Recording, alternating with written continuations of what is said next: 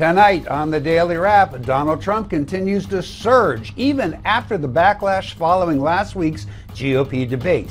Did Megyn Kelly actually help him? More Iran deal controversy as a major Democratic leader stands up against it. And 1 year after the shooting death of Michael Brown, more violence erupting in Ferguson, Missouri. We've got all that, plus your viewer comments. This is the Daily Wrap live from New York City.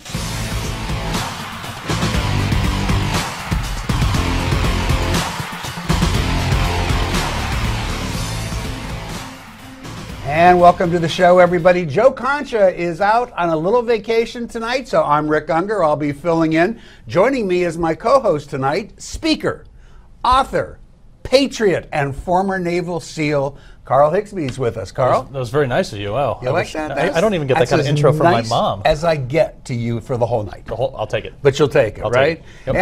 Yep. And of course, joining us to his right, she's America's pundit and a Philly attorney. Heather Hansen's back with us. And finally, he's a contributor with Conservative Review. Tom Borelli joins the panel. Welcome, everyone. All right, let's get right to the Daily Download.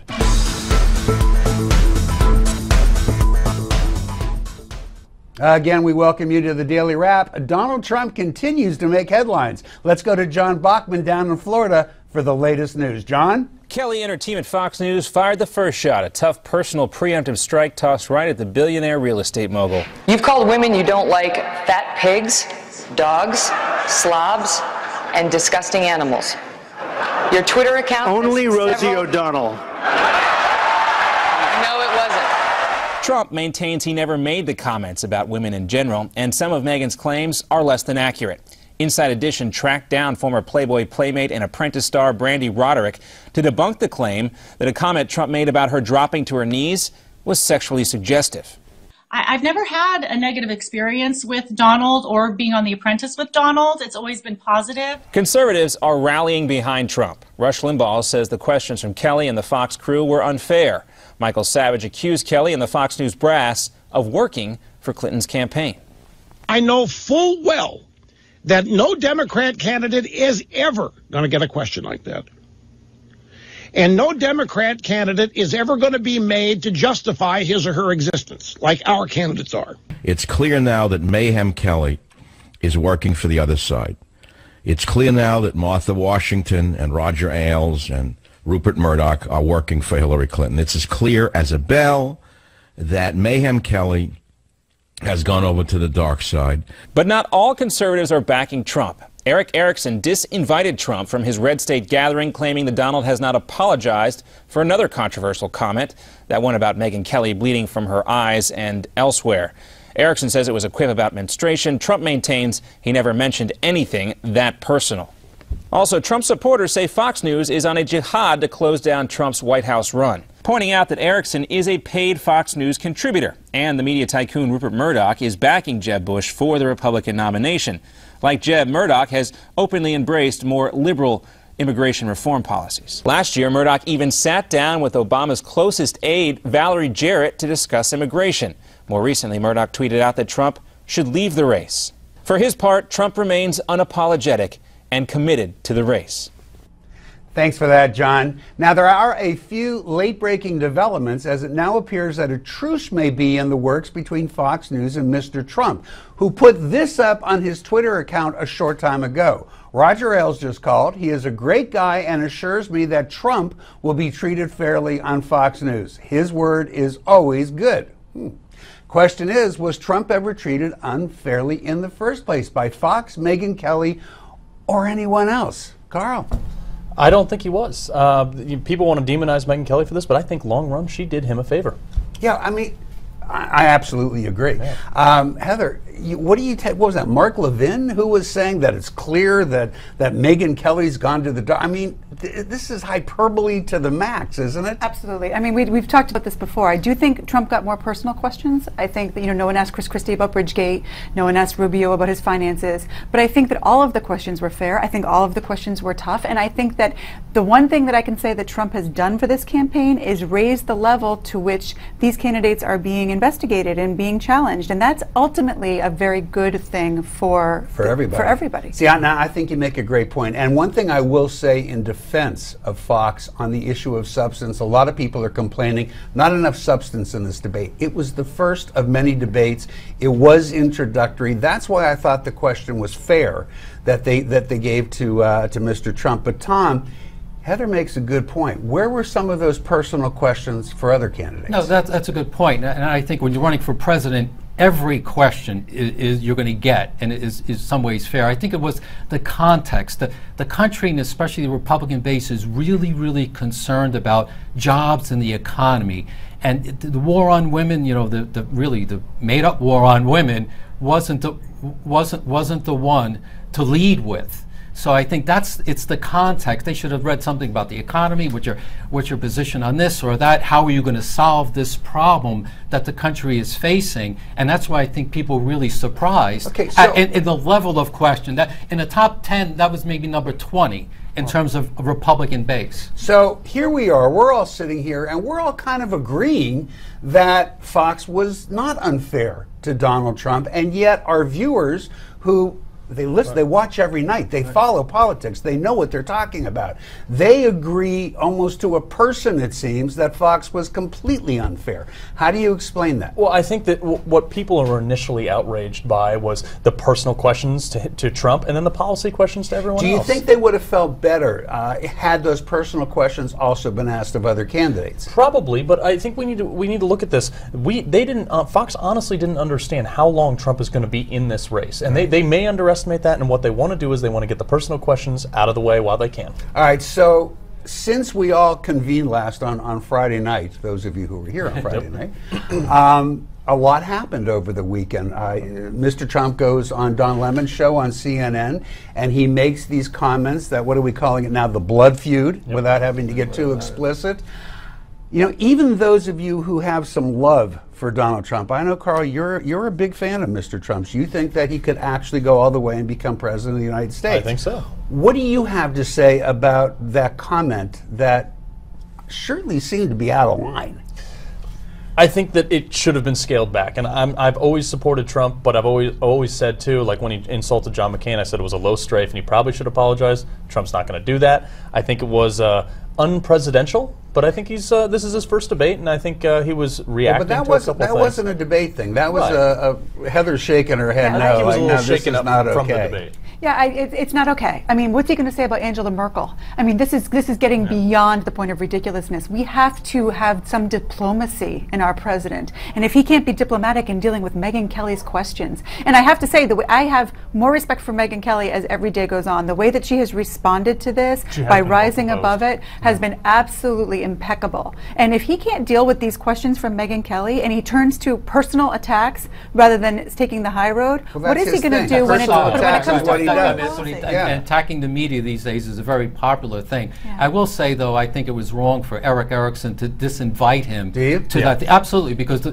if you don't like speech, the way you solve that is more speech. If you didn't like what he said, Erickson should have had him on the podium and then challenged him. But you don't silence people. What about the reason that Eric gave, which was he decided he didn't want somebody in the room where his wife and daughter were who talked this way. Wife and daughter all over the internet. I wouldn't buy that. I mean, I think that's a lame excuse, really. Well, just quickly, picking up on what Heather said, and actually, Tom, you too, about personal attacks. I happened to be watching a movie I like last night, the Edward R. Murrow story against Senator McCarthy. Good luck, good night, and good luck, right?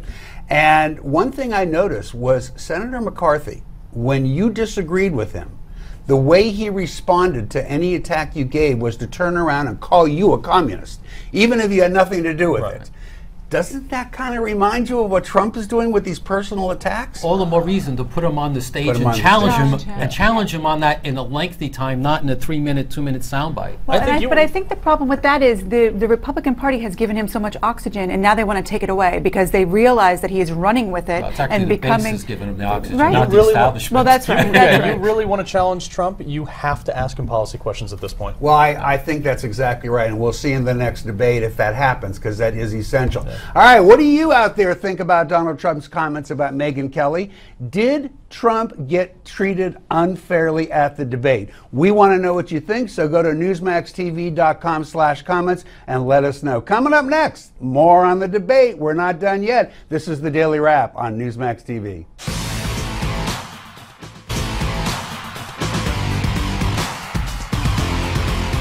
And welcome back to the Daily Wrap. I'm Carl Higbee, filling in for Joe Concha. Donald Trump continues to rule the polls, even following the debate in which many people feel Megyn Kelly treated Trump unfairly. According to a poll of over 2,000 registered voters conducted by the following poll, Fox Debate said, Trump leads his nearest rival by nearly 3-to-1 margin. Former Florida Governor Jeb Bush is in the number 2 spot. Ben Carson made a huge jump and a good showing, ending up in the 3rd spot with 9% of the vote.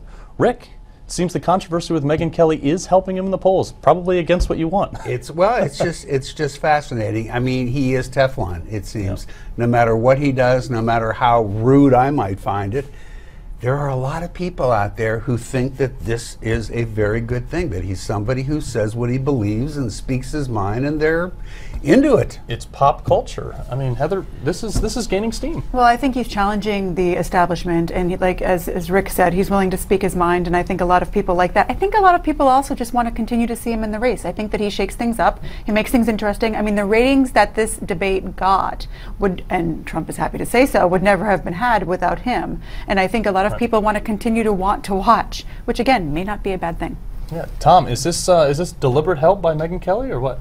Well, I got to tell you that a lot of Trump's popularity really becomes because of the anti-establishment feeling from the Republican base. And you have to think of the Tea Party people and the grassroots activists. First, we elected the House of Representatives and promised that they would stop Obama. Then you got the Senate, and Mitch McConnell said, just give us the Senate and we'll stop Obama. They got both. Republican Congress is doing absolutely nothing. So Trump is the disruptor, and it's more of an anti-establishment vote than it really is a real strong pro.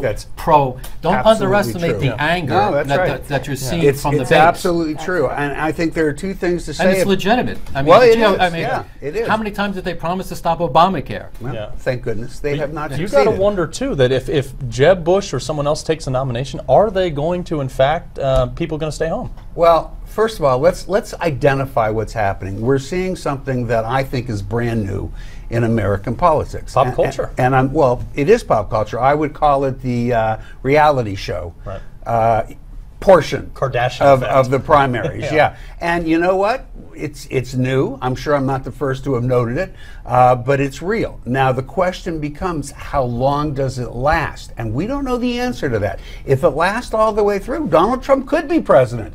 I tend to believe that it won't last the whole duration. I think that we will get over the reality show portion. You're right, it's all about the anger and the disenchantment, but at some point, you got to believe the American public wakes up and says, all right, we're ticked off, but we need somebody who actually has some ideas. Right. Here's another interesting stat. Republican voters who view Trump favorably increased from 57 to 62%. Although he still has a 52% unfavorable rating. Tom, is this resonating with primary voters, or is Well, again, with the Republican base, it really is. I mean, these people, and I'm part of it, really just fed up with the whole GOP establishment that has done absolutely nothing. How can he have a 62% favorable and a 52% unfavorable? It must be Common Core math. Yeah, I mean, that's part of it. That doesn't exactly add up to 100%, does it? Heather, is this a push for Donald Trump, or is this America's push back against the GOP? Well, I don't know if it's America. It's certain people's pushback against the GOP. And that's one of the things that bothers me so much. He doesn't talk about Hillary Clinton. He's pushing at the other candidates. Right. And that's only hurting the Republican Party. And maybe he just doesn't care. I mean, clearly he said he'll run as a third-party candidate if he has to. Yeah. But the idea, there's a conspiracy theory out there that Clinton talked him into running, and that this is all in a hope to help Hillary Clinton. Anybody believe it? Now we have a mystery novel in addition to a campaign. I don't believe in conspiracy theories, but I don't believe it. Look, right now he's taking 20 in a recent poll. He's taking 20% of likely Democrat voters. If he has 32% of Republican, 20% of Democrats, he wins in a three-party race. Well, that's true. Yeah. But then again, according to the math we just saw, I'm not so sure. You might need to have 110%. No, I suppose you could say that. I don't think he ends up with those numbers in either. But well, Bill Maher on a Friday night had a pretty good observation regarding Trump, comparing him to Ronald Reagan. I hear a lot of people say, that's just a bubble. It's going to go away just the way Herman Cain and Michelle Bachmann and all these people did. But, you kids are a little young to remember it. But that's what they said about Ronald Reagan. I remember when I was 12 years old in 1968 when he first floated the bubble of running, and it was a joke. Oh, come on. He had a stupid television show. He's divorced. He avoided combat. He's got weird hair and crazy face paint. This guy will never... So for all those people who say Donald Trump could not go all the way, I don't think they're right. They didn't say he would get this far. And obviously, I don't know what the results are from last night, but Fox tried to put a stake in him, and I don't think they did. Is Trump a Herman Cain, or is he Ronald Reagan like Rick? I think he's the child of Herman Cain and Michelle Bachmann. I don't know. One of the illegitimate ones? Listen, I totally take Bill Maher's point. I mean, he draws a very fair comparison between what they said about Ronald Reagan. And for that matter, Barack Obama. And for that matter, on and on and on. Jimmy Carter, at this point in the race, Mitt Romney could never become president. Yeah, I mean, well, the similarity is back, Carter was extremely unpopular and the country was really frustrated, so they're ready to go to the other way. Could have the same thing. Could have the same thing, but Trump has to come up with some policy ideas. That'd be nice. Very concerning from a grassroots conservative basis position on health care. Well, universal works in Canada. That's troubling. These issues will carry out over the time. Yeah, Heather. I mean, he's got to come up with policies. Tom is 100% correct, and he's avoided them thus far and keeps talking about blood instead. And let's face it, we're going to see, if he should get that far, we're going to see the commercials of his past political position. We will see. The cap that Donald Trump has been wearing at the campaign stops with his "Make America Great Again" slogan has become a sensation. In fact, sales of the Trump cap are off the charts. Now you can get your very own "Make America Great Again" cap, a $25 value, free with a special offer. Just pay shipping and handling.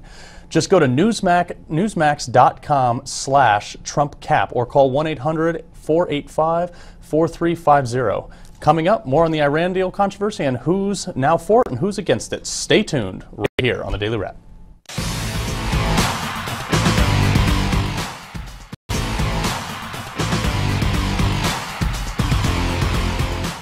And welcome back to the Daily Wrap. Time to check in with Steve Malzberg so we can see what Steve has planned for tonight. What's up, Steve? Well, Rick, as you know, Donald Trump's still topping the headlines. We'll talk to the man who used to work for Donald Trump until this weekend, Roger Stone. He advised Donald. Did he quit or was he pushed? Mary Madeline will be here to weigh in on the Megyn Kelly Fox News controversy and Donald's subsequent remarks. And did you see what happened at the Bernie Sanders rally with Black Lives Matter? It's all straight ahead. All-Star Malzberg cast today. Should be a good one. Make sure you stay tuned and catch them right after us. Now, since its signing last month, the Iran deal has faced a great deal of criticism from opponents who feel that the Obama administration may have given away the store. Now, New York Senator Charles Schumer, slated to be the next Democratic leader in the United States Senate, has joined with Senate Republicans opposing the agreement. Chief among Schumer's concerns with the deal is the billions of dollars that would end up going to Iran, money that could be used in Iran's efforts to fund terror around the globe. In a statement Thursday, the senator said, and I quote, "After study, careful thought, and considerable soul-searching, I have decided I must oppose the agreement and will vote yes on a motion of disapproval because I believe Iran will not change, and under this agreement it will be able to achieve its dual goals of eliminating sanctions while ultimately retaining its nuclear and non-nuclear power." Now, Senator Schumer is one of the most influential Jewish voices in the Congress, as well as he is one of the most influential voices in the Congress. Just today, he said, "We need to start the Iran talks over." Now, is Schumer's vote purely political? Or does he genuinely believe the Iran deal is not in the best interest of the United States? We'll start with Heather. I think he absolutely believes. He is definitely has the courage of his convictions with this. If you read his entire article or statement on this, he picks it apart. He separates it. The first 10 years, this is what the pros and cons are. The following time, this is what the pros and cons are. And then with regard to non-nuclear issues. And on each one of those, he ultimately comes to the conclusion that we're better off without it than with it. I think that he then states that that the assumption for those who are for the deal is that Iran is somehow going to moderate, and I don't think he believes that. So it is so well thought out. Whether you agree with it or not, it is not a decision that's made for politics. Okay, a couple of points on that, though, Tom. First of all, you have to acknowledge that Senator Schumer does have the largest Jewish constituency in the country. That's number one. Number two, he is probably the most well-funded AIPAC, the Jewish lobby, senator in the country. And maybe more importantly on the politics, it's kind of a no-lose for him, isn't it? Because by the time he's going to be trying to get that post as the leader of the Democrats, Obama, who's angry at him, is going to be gone. We're going to be in 2017. Is there any way that he can really lose on that position? Well, I actually have to give, first time in my life, giving Schumer some credit, actually. I'm shocked. This isn't on tape. No one's watching, right? No, I think he's actually taking a political risk. Because because he's got the next big post in the Senate. Why would you even want to introduce this amount of risk? And, you know, the horror, he's actually representing his constituents that are outraged about giving billions of dollars to Iran. So, I think... But Carl, won't he be able to say, I mean, I take Tom's point, but won't he be able to say, look, we know the Congress is more than likely going to vote disapproval on this, but we also know that the president's going to veto it, and it's a pretty good bet, certainly at this point, that Congress will not be over to override the veto. So won't Schumer be able to say to his cohorts in the Senate, look, I knew how this was going to end up anyhow, so I took a safe vote here to protect myself with my constituents. But like what Tom said, I mean, he is actually voting in favor of his constituents. I think this is a bold move, and if it works out and the Senate or the Congress does make it veto-proof, it is going to be a huge deal, and he's going to be able to run on that as a Democrat or Republican, saying, you know, I was on the right side of this issue. But Rick, you do raise a good question. If his vote was going to determine really yes or no the whole deal, it might be different. Right. Well, he's not the only one who had something to say about this in the Senate. After speaking with the president Friday, Democratic candidate for president Bernie Sanders issued a statement that he will support the Iran deal, saying that while it's not everything he had hoped for, it's better than going to war with Iran. The question that presents is going to war the only alternative to this deal, or is Sanders missing some other choice? Tom, you start.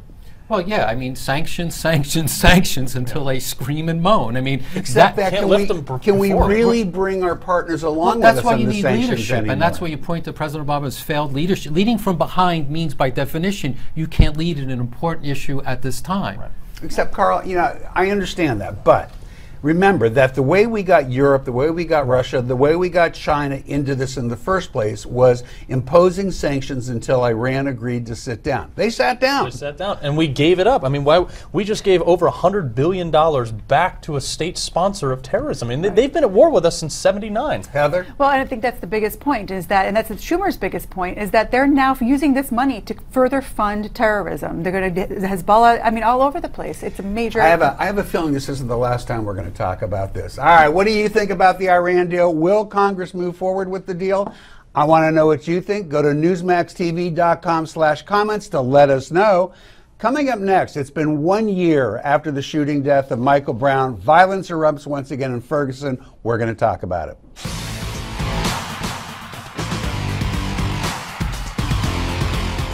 Welcome back to the Daily Wrap. I'm Carl Higbee, filling in for Joe Contra. Yesterday marked the 1 year anniversary of the shooting death of Michael Brown by Ferguson police officer Darren Wilson. He was acquitted for any wrongdoing, which set the town into chaos. Buildings were burned to the ground, looting and violence was a daily occurrence.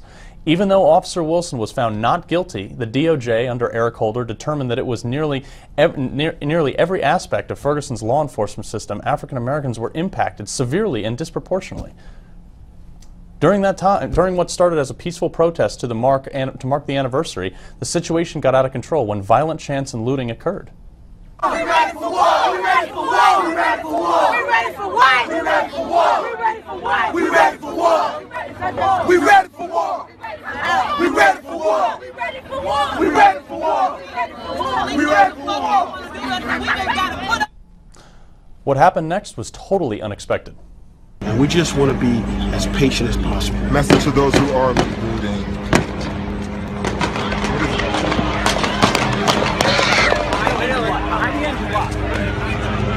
Not gunfire.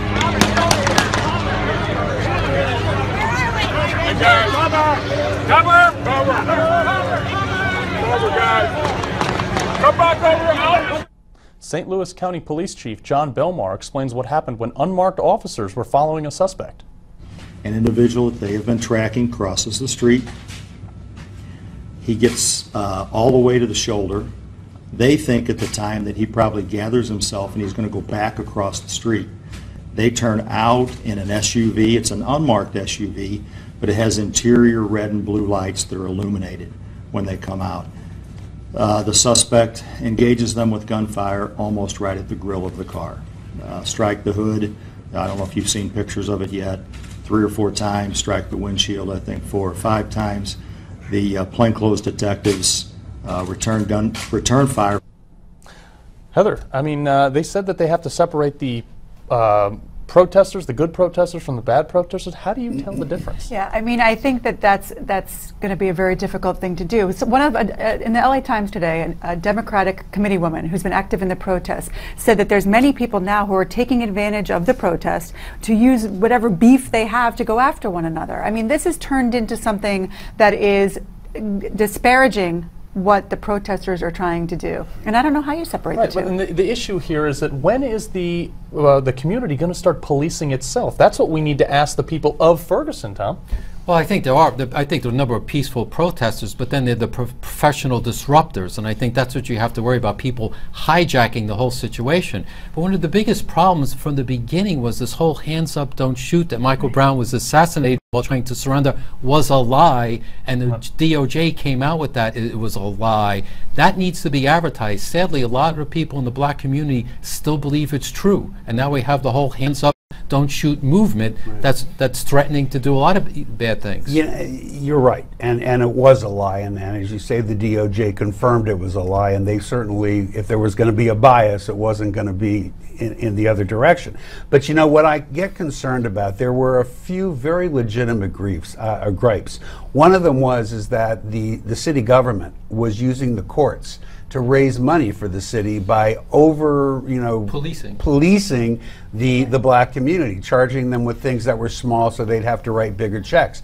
While some things in Ferguson have changed to the better ever since last year, we do know that that process hasn't stopped. And that's where you need to see, if these protesters were smart, they'd focus, say, hey, here are the numbers. Here are the numbers. You're taking advantage of our community. You got to stop that. Right. Well, there's this. What is it that they want? You know, and that's the thing. I don't know, Rick, that necessarily everyone who's protesting even knows that hasn't changed to the right degree. I mean, they're just out there to protest. I think that at this point, we finally are starting to see a turn in the other direction, where you've got our Attorney General Loretta Lynch actually stepping out and strongly condemning what's going on here. Not the protesters, obviously, but the violence. Right. And that's a lot different than what we saw with Eric Holder. It's time for people to continue to have conversations, to talk about those issues, because those issues are important ones. But what's going on here, violence and this is one of the problems we've seen in every protest, in situations where a black person has been killed by a police officer. It is so easily derailed to the wrong issues, and the media, which we're part of, we feed that beast because it makes for better headlines and gets better ratings, and that's a shame, because typically there are legitimate grievances and they don't always get addressed. But Tom, quickly, how does this help? How does looting and burning their own city help that? Oh, it doesn't. It really has perverse backfires, really. Everything goes the wrong direction. What you really need is strong black leaders to come up and say, no, people within their own community, the ministers, we need to keep Sharpton out and have the local ministers, the local black leaders stand up. See, this is where you and I can agree.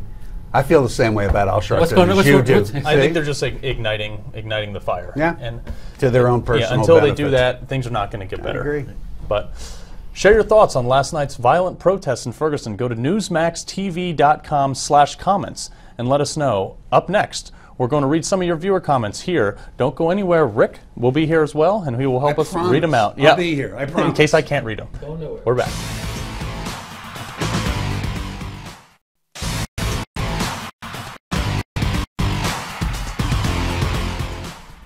And welcome back to the Daily Wrap. Let's read some of your viewer comments.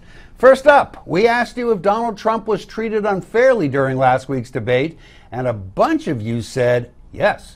Our first comment is from Kitty, who says, yes, Fox treated Trump unfairly. Why didn't Fox ask Carly about being fired so viciously, since they were asking personal questions? Carl? Renata seems to agree, saying Donald Trump got the toughest questions, and his answers were clear and understood even by those without a business background. I would trust him with our economy and the mess at our borders. He is a breath of fresh air. Well, Yeager says, yes, Trump was treated unfairly. I was always a fan of Megyn Kelly, but it seems she had a real dislike for Trump prior to the debate and tried to achieve a Katie Couric gotcha moment. Carl? Carol says, I think Trump was treated unfairly. I thought the questions were unfair. I think that Trump can turn this country around. We are in dire need to make America great again. Trump has the understanding of how to get this economy going strong. Again, go Trump. And finally, Vicky says, I do think that the questions asked to Trump by Megyn Kelly and Bret Baier were unfair and had nothing to do with politics and the way that the U.S. is being run. Now, guys, I got to tell you, I look at all the comments. It's not like we cherry-picked only those people who felt a certain way. There were no other comments supporting Megyn Kelly and Fox. That's true. I tweeted out in support of Megyn Kelly. I don't think it was that bad. So I think Trump handled it okay. The blood comment, unwarranted, but I think he... well, he was amazing. He was really quick on his feet in response to that question. He was. He totally derailed, really, the whole litany that she was... Except, the prosecutor was on the roll, and right. he took it and had the crowd, like Gladiator, he won the crowd, which was pretty good The jiu-jitsu. Rosie O'Donnell comeback. That's my point. point. The Rosie O'Donnell thing worked. That it was great. Yeah. Right. But Heather, Nobody likes her did anyway, it bother you at all that he, in essence, pinned it all on everybody being too politically correct? I don't think that that kind of language has anything to do with political correctness. It has to do with basic human behavior and decency. I agree with that. And I think that, listen, you know, he's called men dogs as well. I don't think that it is necessarily a chauvinistic thing, but I don't think he has a lot of respect for women. I don't think that anything that he has done has evidenced a lot of respect for women. And I think that the way that he is carried on, rather than rising above it, the comments that he made about Megyn Kelly, his visceral reaction to go after her, there were two men that were asking him questions that were equally perhaps offensive to him. I mean, Wallace asked him about his finances. You'd think he would take that a little bit more personally, since he prides himself on being this none big of us are businessman. talking about that. Well, that's right. It's I all think- about him going after Megyn I think Kelly. Trump has more respect for the for women than he does for the GOP right now. That's an interesting thought. It is. And yet, you know, I got to say it. We can sit here and talk about this. I can complain about Donald Trump. Doesn't matter. But you He hear- sure didn't lose anything No, in the you hear, polls. you hear from the viewers. We just Yeah, mentioned you the problem. just heard See, them. a lot of America believes the United States is on fire, and they want someone to put it out with a hose. Well, And for better or worse, Trump is the man who's challenging the establishment. And when you ask a question about women or war on women, that's not going to address the fire. That's true. Carl, you got some more? Yeah, we also asked you guys who was the big winner in the last week's debate. JRM says the winner of all the debates would be all the candidates, since none of them were answering the questions. I'm tired of the good old gang. You got JRM. Ken says, was that debate last night actually on Fox? I could have sworn it was on CNN or MSNBC based on the obvious bias of certain moderators on there. Megyn Kelly could have easily have been Rachel Maddow or Candy Crowley, and Chris Wallace could have easily been Chris Matthews. David says, I suspect that the top donors instructed the RNC to tell the other nominees to engage Trump while mandating the Fox panel to do it for them. And finally tonight, Tom says Fox News was miserable last night. They should leave their own agenda at home, and next time just use the questions submitted by Facebook. The moderators seem to just enjoy listening to themselves talk rather than facilitate an event of this significance. I love the comment from the person who said that they could have been watching MSNBC or CNN, because you know what? I think that's what is so great about what Fox did. None of us would have expected Fox to come off that way. And if they didn't, they would have been attacked by the left, saying that, oh, they give them softball questions. Absolutely right. Right. Absolutely It wasn't focused on their audience. It was focused on the more global audience, which is as it should be. Let's see if when CNN has the debates, they handle it in a similar way. And when we have the Democratic debates, whether those are handled in a similar way. Right. It would be nice if we saw the same thing across the board for all of those situations. Tom, wouldn't you say that had it been another network and we got the identical questioning, everybody would be saying, see, that proves liberal bias in the media. And yet it came from Fox, which is what took that argument away, or at least I would have which thought is why it would Fox is in trouble with the grassroots base. Again, I think it was the substantive questions and the lead questions was problematic. If we were to let, what are you going to do to solve the economy? What are you going to do to get jobs going? What are you going to do? Problems. The house is on fire. Instead, the war on women was a bad lead question. Do you think we'll see that next debate quickly? Yes, absolutely. Oh, no, I think they're going to go only policy. The left would have asked those questions. They got them out of the way. Okay. Remember, if you want to weigh in on any of the issues we talk about here on the show, be sure to go to newsmaxtv.com/comments. Let us know what you think. We might even read your comment on the air. We just proved it. Coming up next, it's time for Yay or Nay, because this is the Daily Wrap.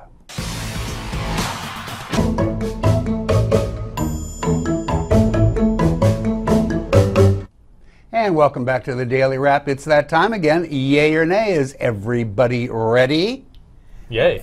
That was quite a response. Yay. Nay. Trump? All right. First up, a club in Russia is training children as young as 5 years old for the military. The club's goal is to encourage Russia's youth to feel a responsibility to their country and adequately prepare them to defend their motherland. Apparently, there are thousands of clubs like this around the country which are funded by the Russian government. Youth training camps. Carl, yay or nay? Yay. Have you heard of the Spartans? No, haven't. What are the Spartans? Spartans, the ancient warriors. Oh, those Spartans. I thought you were going to talk about they were raised from birth to do that. So, I mean, it resulted in an amazingly effective fighting force, and I think Russia's on track to try to do that. Heather, you think that's a good idea? I think that it may be effective for them. I don't think it's something that would ever or should ever happen here, but I think that it may be effective for them. And why shouldn't it happen here? I wish my parents did that for me. Are you kidding me? Because we don't force people into service at that age anyway, and hopefully, you know, it's something that we're not inclined to do even in the worst of circumstances. They do something similar in Israel. Everybody has to serve their time in the army. And there's something to be said for it in building a good and strong army. But that's not going in at 5 years old. Well, they aren't going in, to be fair. They're not joining the army. They're just being trained for it. Yeah, I guess, you know, I see a little element of brainwashing by the state, and you can't help but think of the Hitler youth movement. You know, starting people that young to be trained. What else is what other propaganda in terms of, in addition to, you know, calisthenics? That's the thing we have to worry about. They're taking their people and making them warriors. Like 5-year-old kids here in America. I know. I was running around making bows and arrows and lighting stuff on fire when I was 5 years old. So, well, I mean, we don't have military training, but we do have Cub Scouts. We do have Boy Scouts, which instills which instills some of that military feeling. What's wrapped around it? What's the propaganda that's wrapped around the brainwashing element? I got no problem with this. Nay, nay, yay. Yay. Why am I not surprised? Louisiana Governor Bobby, I love to read fairy tales, Jindal, is currently polling around 1% nationwide, but he has a plan to help his campaign efforts. Talk about Donald Trump. That's right. In an email to his supporters, the governor wrote that he is going to start randomly inserting Donald Trump's name into conversations so that the media will cover him more. Does Governor Jindal have a good idea here, Heather? Yay or nay? I don't, you know, I think that it does bring some attention, and if he says some insults, sure, if he actually gets Trump to engage, but I don't know that Trump would actually take him seriously enough to engage with him. Tom, Marco Rubio over the weekend went the exact opposite way, saying that if he had to talk about Donald Trump, he would never get to talk about his issues. Well, I think that's the right way to approach it. I mean, you know, this obviously it's a big field, it's a very competitive field, but you have to be for something. Trying to attach yourself to Trump and then getting a negative, you know, Twitter battle isn't really going to help your campaign in the long run. Jindal's got a good record. I thought he did very well in that debate. I thought he came in tight number 2 to Carly Fiorina. So I think he should, you know, do the best he can. Is Jindal throwing in the towel and he says the only way I can get anybody to pay any attention to me is to say the name Trump? Well, Trump is going to be our next president, I predict, and I think he's getting on board with that. He's finally agreeing with Carl Higbee, which is a good thing, and he's trying to jump on the bandwagon. But shouldn't he be able to talk about his own ideas? Well, he doesn't have any compared. Like, nobody can compete with Donald Trump. Donald Trump is the man right now. You know, that's why you laugh. He probably will end up being our next president. Everybody agree with that? No. No. Okay. Well, split on that one. Finally, after discovering that its people are buying bulk quantities of Vegemite in order to make moonshine, the Australian government is sending out a warning. Alcoholism is a major problem among Aboriginal communities in Australia. As a result, alcohol is highly regulated. To get around the law, adults and sometimes children are fermenting the Vegemite in their bathtubs and mixing it with things like orange juice. Guys, first of all, I wonder if anybody knows what Vegemite is. I tried it. It's the worst tasting stuff I've ever tasted in my life. I had to Google it to find out what it was. Should Australia be worrying about this? No. Heather? No. Tom? Full disclosure, I used to work for the company that used to sell Vegemite. Oh, is that right? and full Kraft disclosure, I used to take cider and ferment it. I didn't Vegemite. So, all right, guys, that's all for tonight. I'm Rick Unger filling in for Joe Concha. On behalf of Carl Higbie, who joined me tonight, and the rest of the panel, thank you. Steve Malzberg's coming up next. You don't want to miss it, so stay tuned. We'll see you tomorrow night.